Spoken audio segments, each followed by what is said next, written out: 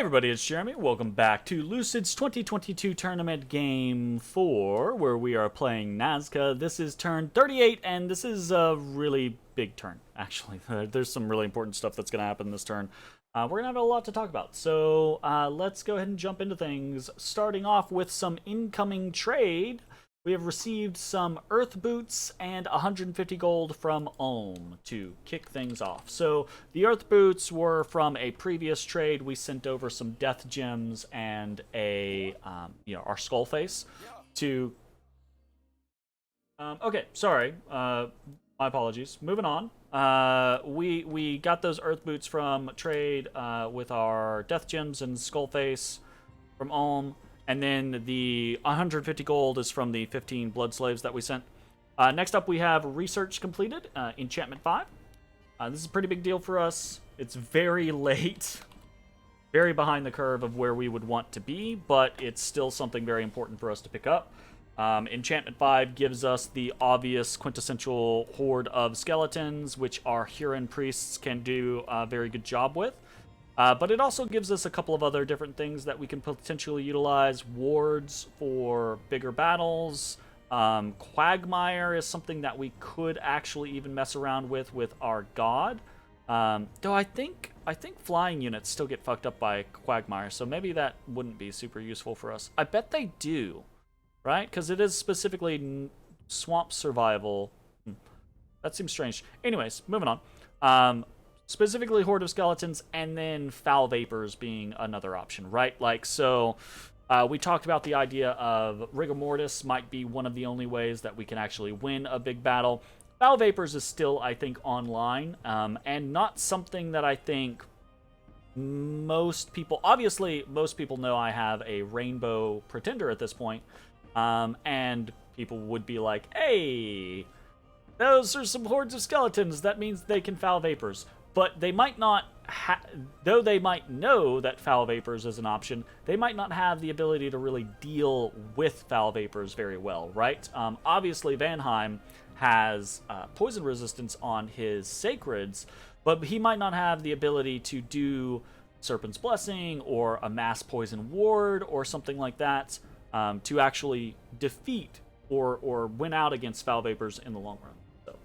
So something that is still potentially on the table. Anyways, moving on. We have also done an alchemical transmutation for 240 gold. We talked about that last turn. We did a Horror Specs, didn't find anything. Dark Knowledge, found Burial Mound, and then we found 2 sites in Satrandith, a Maze and an Ancient Master. So, for this turn, this is really, really good for us, actually. Site searching for the turn. The Maze, we got Astral +2. Out of that maze, and then the Burial Mound is a Death +1, and then the Ancient Master is actually really interesting. We'll talk about that more here in just a second. So that Ancient Master is kind of a cool site. So that's down in Satrandith. Satrandith is pretty decent for us right now. Astral Pearl Earth, and then 2 Astral Pearls, and then this Ancient Master. So the Ancient Master, you can enter in for combat training, and you get 8 experience per turn, which is actually 9 experience per turn, because everyone gets 1 experience just for living per turn. Well, everyone who is living gets 1. So this is actually really, really cool. Our Sacreds, right? Like, if we take a look at our Sun Guard, for example, when you get an experience pip, you get +1 morale, +1 attack, +1 defense, and +1 precision. Our Sacreds actually make, most units make really good use of experience. Our Sacreds make especially good use of experience, because they are on that cusp of very high defense. Additional experience points can actually kind of push them into that realm of being very, very difficult to hit, which is obviously a very good defensive mechanic. The attack skill, especially for things like Sun Guard or Huakas or Supayas, right? Supayas can actually benefit from experience because I think because they're not mindless units. I believe mindless units cannot gain experience, but I could be wrong on that. But basically, like, this is a very interesting... Yeah, see, this guy already has 77 experience. So again, right, +2 experience, or +2 experience on this defense skill would be a defense 16. We have +3 on our bless, right? Or do we just have the +2? We just have the +2. So base 16 on a Supaya gets +2'd by our bless, so is 18. If you can get 1 or 2 experience pips on a unit, right? Like, you can actually get really high defense, which is really cool. You can also get really high morale, which means that your units are less likely to break. You can get really high attack, which means that you're hitting way more frequently, which is especially important against units from Venheim. Being able to hit the elves is actually a really, really big deal. The only issue is we kind of don't necessarily have an easy ability to make use of this right now. If we enter into a long period of peace, or we're able to, like, make sure we're unthreatened or what have you, then potentially we could drop a fortification on Satrandith, and maybe we could actually start to create a situation where we're, mass training our units. For explanation, right? Like, you can enter with 1 commander, but all of the units that commander is leading also get the experience. So, for example, we could take, like, Pachacuti, who has leadership 200, right? And we could actually take him out there and start to train up a whole lot of units. We could even consider putting, like, leadership gear or things like that so that he can lead more units, that type of situation. But this is a future option. I don't know that we can make use of this in this exact moment, right? Because we have a couple things going on that are going to be very, very important for us to discuss. Anyway, so that was the sites. That's a really kind of cool site. So I'm very interested in that situation. We have lost Snowford and Trandus over to Ulm. We knew this was going to happen. This is not really a big deal. And then we have an unexpected event in Nazca. So in Nazca, we got gold plus 408. Great. So 1 positive event in the turn. Pretty fantastic. Gold is a big problem for us right now, so every time we get gold, we're very excited about that. We will be making quite a bit of use of it. So there's that. And then we actually did have a battle this turn, but it was an event battle, so we get attacked by a sneaking enemy in Mark, of all places.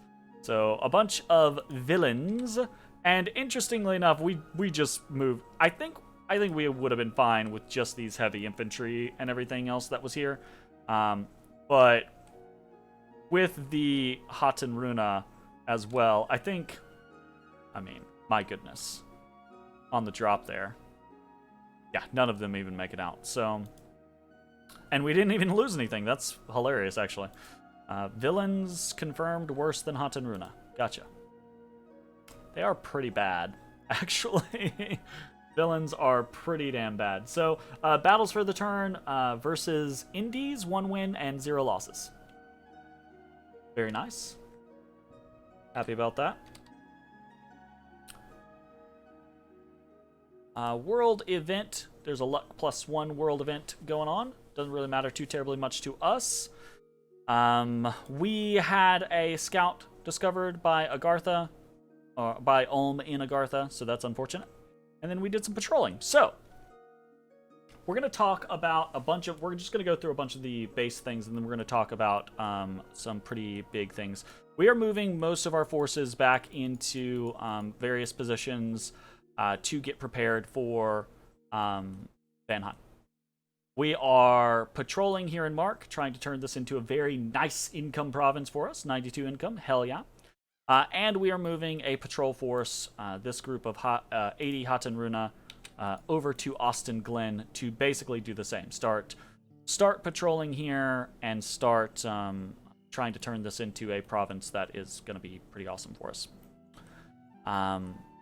Let's talk about mechanical things, and then we're going to talk about some really big, important things that have happened in between last turn and this turn. Recruitment. We've got 1 Koya, 2 Huron Priests, 11 Alkak Runa Archers, 9 Sino Warriors, 7 Heavy Infantry, 4 Sun Guard, and that's it. So, quite a bit of stuff recruited this turn, primarily because we got that kind of big cash injection. So there's that.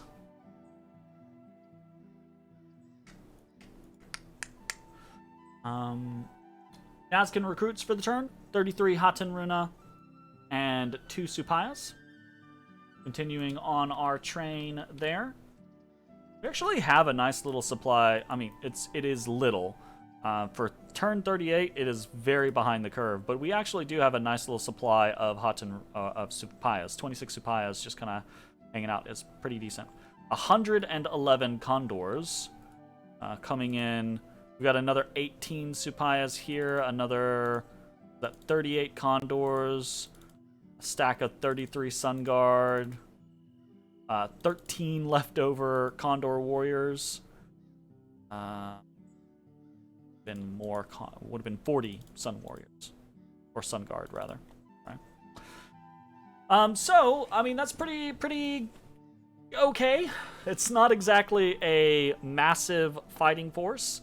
It is possible that, right, like we could defeat in detail some stacks from Vanheim, right? Like a big ol' 110 stack of Einhairs and some probably like 40 or so Vans. If we dropped everything that we have on them, maybe we win. But even then, it's very likely that they would just chop us up. It's a distinct possibility. So, we also are continuing to summon regular allies with our special recruits, so 3 wolves over here. And we have 1 ritual this turn. We have a single Haruspex.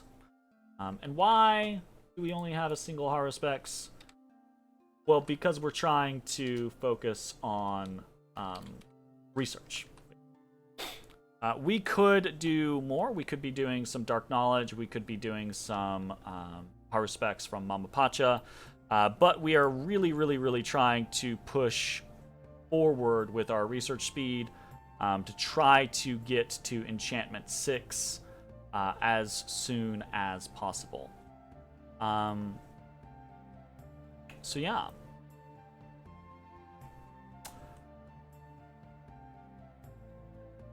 This is turn 38.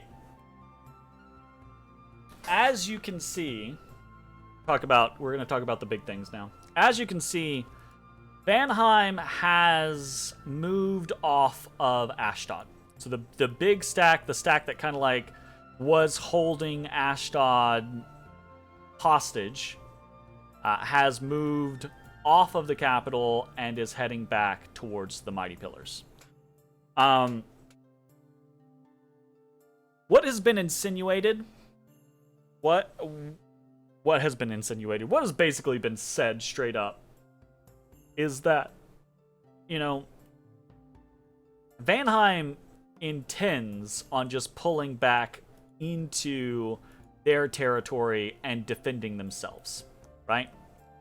This concentrates their power, lets them consolidate their power, and is gonna make it potentially very difficult for all parties involved. To make things kind of... Okay, so what I have been trying to do the past couple turns is, knowing that this is coming, and knowing that this type of action is a possibility, I have been trying to get Ashdod to go out swinging, right? I've been trying to, with the concept of like, if Ashdod goes out swinging, then maybe they can do some damage, right? Ashdod had a very large stack of undead, decent amount of mages, some leftover Rephites, etc., or not Rephites, Anakites. So there was the possibility, right, that Ashdod could win a battle, just not win a war, right? And even if they didn't win a battle, there was still the possibility that they could do damage to the forces of Vanheim, right? Meaning that the forces that pulled back into Van's territory were weakened, there's less for Van to defend with overall, etc., etc. And of course I failed to do that, right? And I don't think I was the only one trying to accomplish that, and I do kind of think that Ashdod probably decided not to do it vindictively. It's hard to kind of judge that type of situation, right? Like, I also could have rode out with my entire army, right?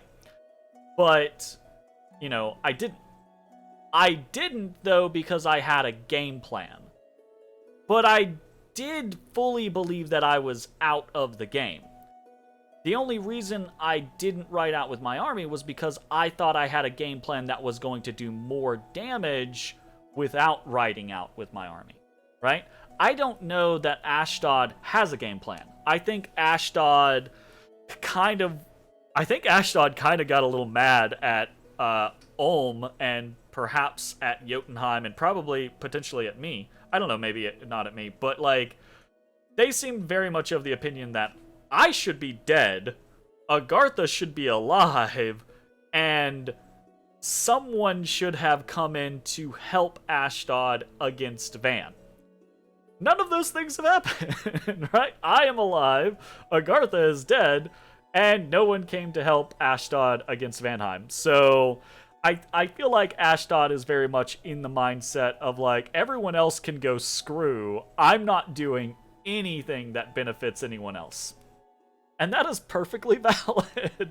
That is a perfectly valid mindset.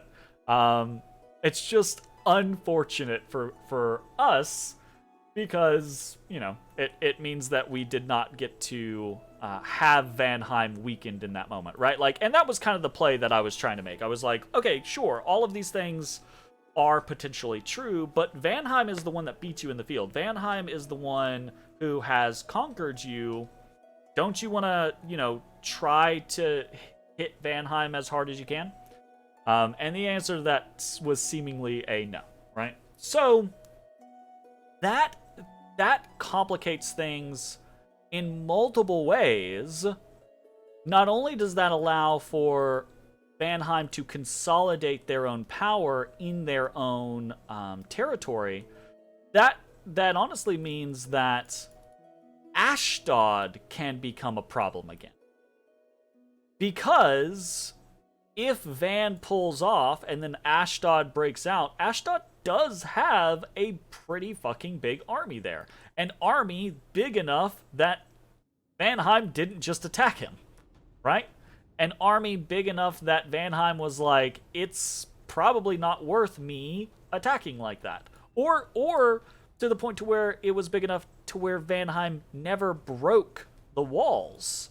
I don't know if that's the case. Van might not have broken the walls. Might have been close to breaking the walls. I don't know, right? I honestly wasn't paying that much attention, and I don't think I want to go back in the turns to try to figure it out. So this is a big deal.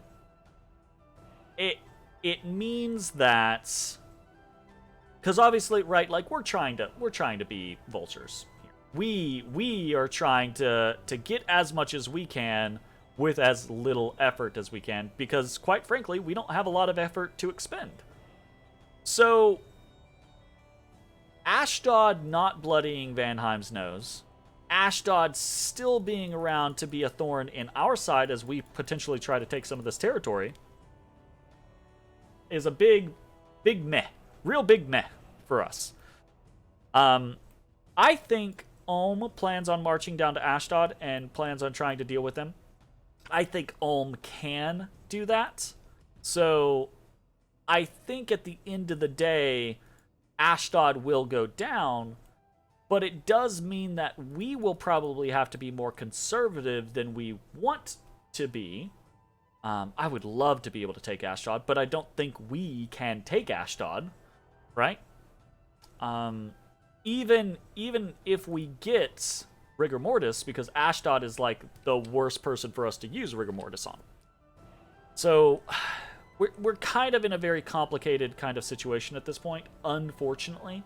This really does kind of stifle the opportunities that we had or that we wanted to have. The idea being it's going to be way easier to fight a Van that is spread thin, right? If Van had attacked or Ashdod had attacked, either one was good, right? Either of those two options were good. But they picked the third option. Van pulled out and Ashdod did not attack. Meaning that we're going to fight the consolidated forces of Vanheim in a smaller territory, a more easily defended territory, and we're going to have to deal with Ashdod probably coming out. So, big oof on our personal front. Now, goal I believe is still turn 40. Right? For attacks. It might be turn 39. No, it's not turn 39. It should be turn 40 for attacks. This army is probably going to move here, turn 39, move there, turn 40. Be easily in a defensible position, which sucks for us because I would love to have my fucking fortification back in the Mighty Pillars. But I don't think that's going to happen. We could pop it, right? Like if we sent everything we have, we have a massive amount of siege strength. We can pop things very, very quickly. But I don't think we can win the fight. So, that does potentially change if we are able to get something like Rigor Mortis. But even with all of our research kind of like running, we're not going to hit Enchantment 6 for Rigor Mortis by turn 40. Turn 41, sure. But by then, we could have elves in every single province. So I don't know that it's gonna fucking matter at that point. Oh, fuck. This is the problem with getting into coalition wars when you are the weakest member of the coalition, right?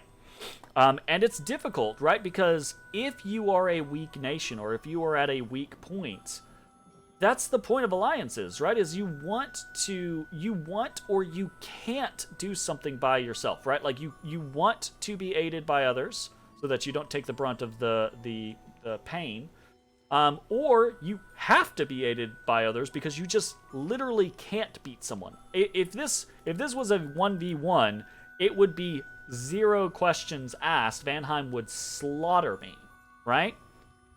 So it's that concept of it's kind of something that you have to do, but it's something that is incredibly painful to do, i.e. be the weakest member in an alliance or in a coalition or something like that. Because the sound strategy tends to be stave off enemies and hit the weakest member as hard as you can, as quick as you can, to take that threat out or drive them away, right? Like, oifa doifa. So I've been thinking, what can we do, right? We've got a lot of gems. We've got a lot of astral pearls. We've got a lot of death gems. I've kind of had this mindset. Turn 38. Since turn 24, right? 14 turns ago when we suddenly lived, we've been kind of trying to utilize this mindset of, okay, well, we're not dead, but we're out of the game, right? So let's move from not being dead to out of the game, from out of the game to being an annoyance, right? Well, we definitely turned into an annoyance for Agartha, so I think mission kind of accomplished there. I don't know if we're going to be an annoyance for Vanheim. And with the research that we have, I've been trying to think, what can I do with all these gems? I don't know that there's anything that I can really do that is going to make it an annoyance for for Vanheim. I considered the idea of just dumping all of my death gems into Pale Riders, right? Pale Riders are actually pretty damn decent. They can do a lot of damage. They die really, really easily. But, you know, we got 78 death gems. That could be a lot of Pale Riders. That could be the difference in a big battle with Vanheim.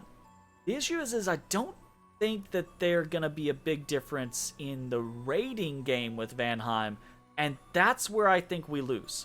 Our income is already crap.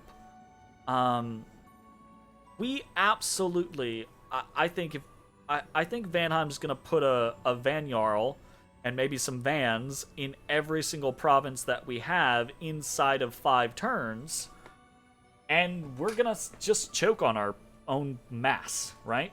So, I'm not really sure. I think basically what I'm doing here is I'm making the executive decision that